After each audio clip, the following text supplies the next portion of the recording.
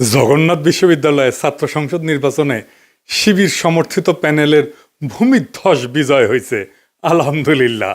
ছাত্রদল সমর্থিত প্যানেলের VP candidate fight দিছে, তাও শেষ রক্ষা হয় নাই। যদিও ছাত্রদল প্যানেলের ভিপি ক্যান্ডিডেট কিন্তু গণ অধিকার পরিষদের, ছাত্রদল করা ছাত্র না। শিবির সমর্থিত প্যানেলের জন্য শুধু না, এটা জগন্নাথ বিশ্ববিদ্যালয়ের জন্য একটা ইতিহাস যে এটা জগন্নাথ বিশ্ববিদ্যালয়ের প্রথম ছাত্র সংসদ নির্বাচন। সকল জরিপ, বড় দল, বাঙ্গ মিডিয়া, বাঙ্গ সুশীল এবং গোয়েন্দা সংস্থার পরিকল্পনা ব্যর্থ করে দিল সাধারণ ছাত্রছাত্রীরা এইভাবেই।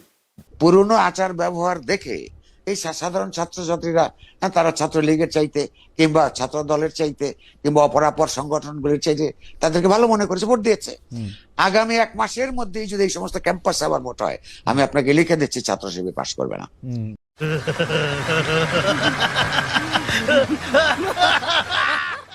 ইদানিং তো আবার জরিপ চলতেছে। জরিপে দেখা যায় বিএনপি ছাড়া কথা নাই। 70% লোক নাকি বিএনপিরে ভোট দিবে। এমিনেন্স একটা জরিপ করেছে, ওর মালিক আমার মেডিকেলের 3 বছরের জুনিয়র জাসদ করেছিল। ওর এনজিও হেলথ নিয়ে কাজ করে ওই এমিনেন্স। এখন নতুন ধান্দাবাজিতে নামিছে। শামীম শুনো, 70% লোক বিএনপিরে ভোট দিবি, হদ দিবি, পাশা পাইতে দিলে হোগাত ছাপ্পা দিয়ে দিবি, ব্যালটে দিবি পাবলিকে।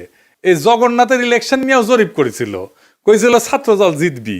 সেটা আবার বাসস, তার মানে বাংলাদেশ সংবাদ সংস্থা ছাপিয়েছিল, মানে সরকারি সংবাদ সংস্থা। এটি মাহবুব মোর্শেদকে চাকরি দিছে আসিফ নজরুল। পুরা আওয়ামী লীগ আমলে আওয়ামী লীগের সাথে সিস্টেম করে চলিছে। মাঝে মাঝে কুরকুরে নিয়ে উঠলে আমার নিয়ে স্ট্যাটাস মারতো। এটা আছে না, সুশীল গেরে একটা কুরকুরে নিয়ে আছে, পিনাকিরে নিয়ে স্ট্যাটাস মারে, আসলে আওয়ামী লীগ, কিন্তু মাঝে মাঝে আবার ভাব দেখায় আমি আওয়ামী লীগ না। ওরে নিয়ে এমডি বানাইছে বাসসের। মানে বাসসের এমডি হবে সাংবাদিকতার সিনিয়র সাংবাদিক, তা না ওক নিয়ে বসেছে। এইভাবে আসিফ নজরুল বহুত বালসালরা চাকরি দিছে। এখন সব কয়টা বিএনপির সার্ভিস দিতেছে, এইভাবে সার্ভিস দিতেছে। এরা জানে বিএনপি ক্ষমতা না আসতে পারলে হোগাত লাতি দিয়া খেতাবে, তাই হোগা দিয়া পাহাড় ঠেলিচ্ছে।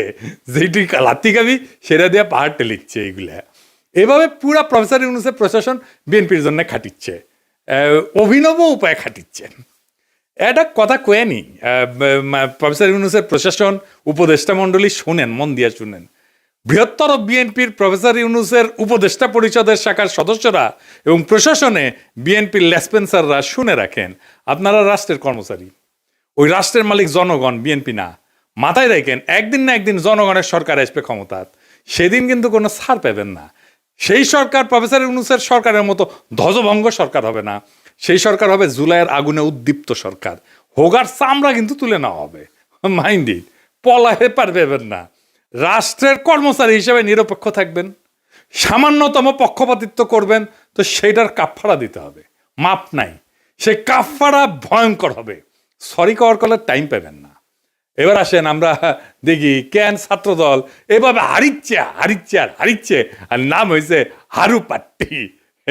হ্যাঁ বুঝেছাও। এই আলাপগুলো আমরা অনেক আগের থেকেই করিচ্ছি। প্রথম কারণ হইতেছে তাদের দীর্ঘদিন ছাত্রদলে কোনো রিক্রুটমেন্ট নাই, নতুন ছাত্র ঢোকেনি। না ঢুকলে দল থেকে আওয়ামী বিরোধী ছাত্র রাজনীতি তো বন্ধ থাকে নাই, তাই না? ওরা কয় যে শিবির আছে কারণ ওরা গুপ্ত রাজনীতি করছে। তা আওয়ামী বিরোধী ছাত্র রাজনীতি কি বন্ধ ছিল? ছাত্রলীগের লুঙ্গির তলে ছিল নাকি শিবির? নূরের দল তাইলে কেমনে তৈরি হইল? নাহিদ আসিফরা কিভাবে তৈরি হইল? ওরা তো গুপ্ত রাজনীতি করে নাই। শিবির প্রকাশ্য রাজনীতি করে নাই, কারণ সে বিপ্লবী রাজনীতি করছে। বিপ্লব মানে এক্সিস্টিং সিস্টেমের রাপসার, এটার ভেঙে ফেলতে হয়।